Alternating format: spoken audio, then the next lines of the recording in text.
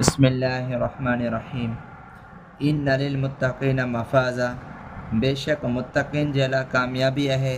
हदाइक व अनाबा, बाग़ आहिनि ऐं अंगूर आहिनि। व कवाइब अतराबा, ऐं सीना उबरिल हम उमर हूरूं आहिनि। व कअसन दिहाका, ऐं छिड़कंदड़ प्याला आहिनि। ला यस्माऊन फ़ीहा लग़वन वला किज़्ज़ाबा, न ॿुधंदा इन जन्नत जे अंदरि का बेहूदा ॻाल्हि ऐं न ही का कूड़ी ॻाल्हि। जज़ाअन मिन रब्बिका अताअन हिसाबा, इहो बदिलो आहे अव्हांजे रब जी तरफ़ खां हिसाब ऐं किताब जे एतबार सां बतौर इनाम जे।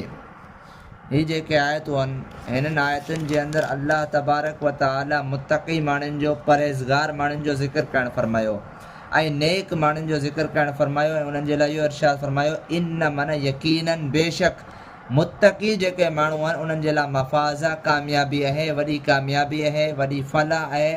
ऐं मुत्तक़ी ऐं परहेज़गार माण्हुनि जूं सिफ़तूं ऐं ख़ुसूसियतूं ऐं उन्हनि जे मथां इनामात ऐं जन्नत जे अंदरि जंहिं लज़तुनि जे अंदरि, जंहिं मज़नि जे अंदरि जेके हूंदा, उन्हनि जो ज़िक्र अल्लाह ताला हिननि आयतुनि जे अंदरि करणु फरमायो। ऐं अहिड़े तरीक़े सां इन्हनि मुत्तक़ीन जे हवाले सां अल्लाह ताला इहो इरशाद फरमायो त इहे जन्नत जे अंदरि हूंदा ऐं इहे जेको आहे सो अल्लाह जी तरफ़ खां ख़ुसूसी महिरबानी जे अंदरि हूंदा ऐं अल्लाह जी तरफ़ खां हिकिड़े फ़ज़ल जे अंदरि हूंदा ऐं अल्लाह ताला इन्हनि जे मथां इनामात जी बारिश फरमाईंदो। यानी कि इहे हदाइक यानी कि बाग़ात जे अंदरि हूंदा, इन्हनि जे लाइ बाग़ हूंदा। व आनाब, इन्हनि जे लाइ अंगूर ई अंगूर हूंदा, यानी कि अंगूरनि जा वण, उन्हनि जा बाग़ अलॻि हूंदा। ऐं अहिड़े तरीक़े सां जन्नत जे अंदरि व कवाइब अतराबा, इन्हनि जे लाइ जेको सो पाकीज़ा नो उमर ताज़ा यानी कि हूरूं हूंदियूं, यानी कि इन्हनि सां जेको सो हिननि जो ताल्लुक़ हूंदो। यानी कि इन्हनि जे लाइ अल्लाह ताला इहा ख़ुसूसियत या फ़ज़ीलत बयानु कई आहे त अल्लाह ताला इन्हनि खे, इन्हनि मुत्तक़िन खे पाकीज़ा हूरूं अता फ़रमाईंदो।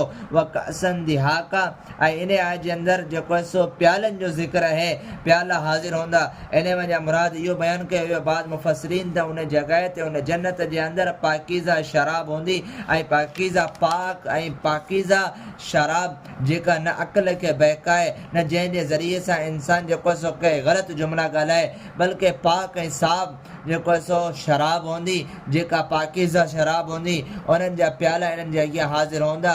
ऐं अहिड़े तरीक़े सां ला यस्माऊन फ़ीहा लग़वन वला किज़्ज़ाबा, इन जन्नत जे अंदरि इहे माण्हू न का कूड़ी ॻाल्हि ॿुधंदा, न का लग़व ऐं बेकार ऐं बेहूदा ॻाल्हि ॿुधंदा।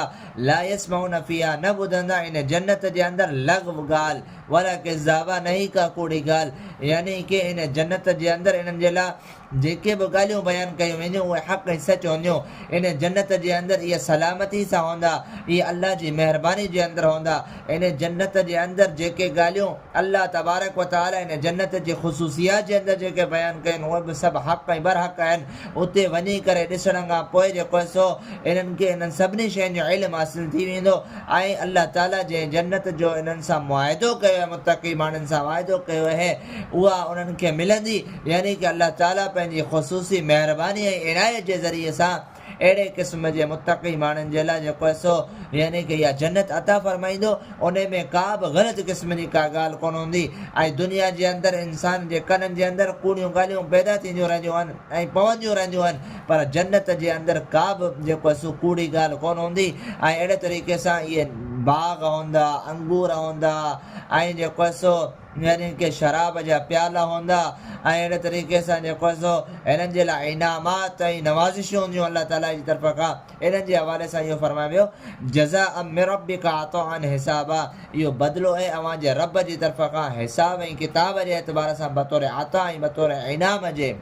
यानी कि अल्लाह ताला जेको आहे सो इहो बदिलो ॾिनो आहे नेक आमाल जी सूरत जे अंदरि। सुहिणा अमल जंहिं इख़्तियार कया उन्हनि जे लाइ इहा जन्नत आहे, जंहिं बुरा अमल इख़्तियार कया उन्हनि जे लाइ जहन्नम आहे।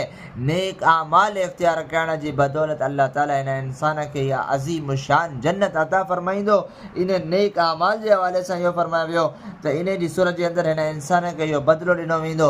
इहो बदिलो, इहो इनाम ऐं इहा जज़ा ऐं इहो यानी कि बहितरीनु फ़ैसिलो यानी कि हिन इंसान जे लाइ जन्नत जो हुअणु ऐं उन्हनि जी फ़ज़ीलत खे बयानु करणु मिन रब्बिक इहो अव्हां जे रब जी तरफ़ खां हूंदो हिसाब ऐं किताब जे एतबार सां यानी नामाए अमाल जे एतबार सां यानी कि नेक आमाल जे एतबार सां अल्लाह ताला ईमान वारे माण्हुनि जे मथां अता फ़रमाईंदो यानी कि हदियो ॾींदो इनाम फ़रमाईंदो मुतक़ी माण्हुनि जे मथां बतौर इनाम जे हिननि जे लाइ जन्नत हूंदी। त लिहाज़ा हिननि आयतुनि जे अंदरि जेको आहे सो जन्नत जो ज़िक्र ऐं उन जी फ़ज़ीलत खे बयानु कयो वियो। इन लिल मुतक़ीन मफ़ाज़ा खां त बेशक मुतक़ी ऐं परहेज़गार माण्हुनि जे लाइ वॾी कामयाबी आहे। बाग़ात आहिनि ऐं अंगूर आहिनि ऐं जेको आहे सो नौख़ैज़ सीना उबरिल हम उमर हूरूं आहिनि ऐं छिड़कंदड़ प्याला आहिनि जंहिंजे अंदरि न ॿुधंदा का बेकार ॻाल्हि ऐं न ई का कूड़ी ॻाल्हि। इहो बदिलो आहे अव्हां जे रब जी तरफ़ खां हिसाब ऐं किताब जे एतबार सां बतौर इनाम जे। व आख़िरु दअवाना अनिल हम्दुलिल्लाहि रब्बिल आलमीन।